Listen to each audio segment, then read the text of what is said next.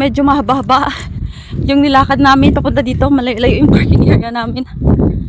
So yung aking asawa is kukunin niya yung aming sasakyan at ilagay niya dito sa may malapit. And ayan na. Tanaw ko na yung aswang na dagat. Ugto talaga kami pumunta dito sa dagat. It's so nice. Naprang talaga ako ni Tataya kasi sabi niya sa akin malapit lang daw. Pagbaba lang is nandun na yung dagat. Pero hindi pala siya. 15 minutes pa yung nilakad namin bago naming marating ito. Nandito na kami ni Indayana sa dagat.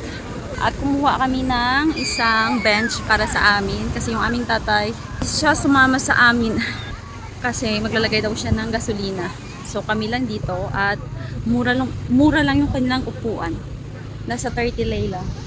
At dito ko na rin pala sa dagat ginanap yung late na photoshoot ni Indayana sa kanyang 6 months.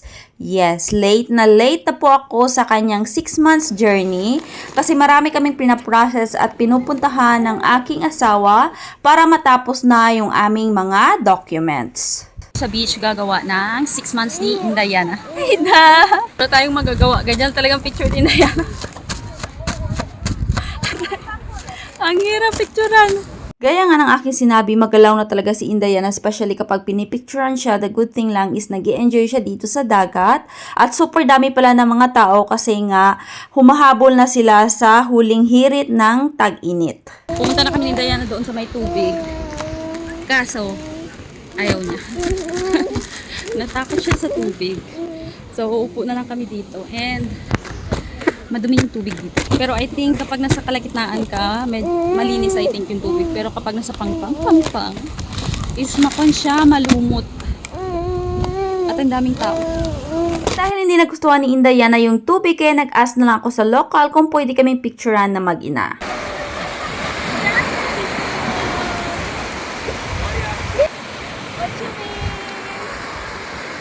Nag-ask ako doon sa dalawang mag-asawa if pwede ako nilang picturean and they said yes. And thank you.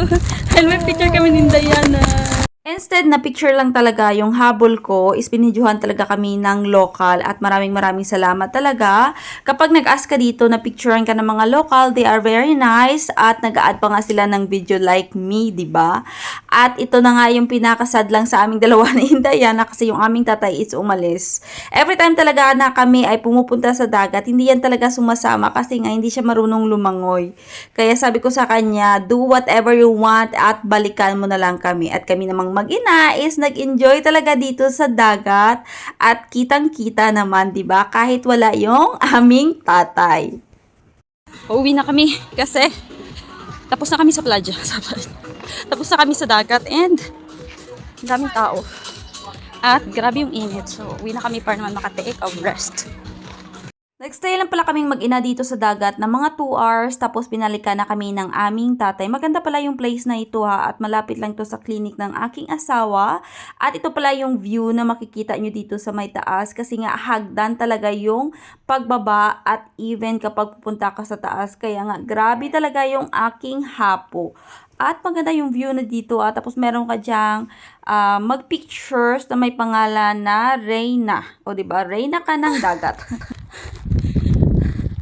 Hinahaba ko sa pagsaka pero finally hari na kami sa babaw. And good thing malapit ang car.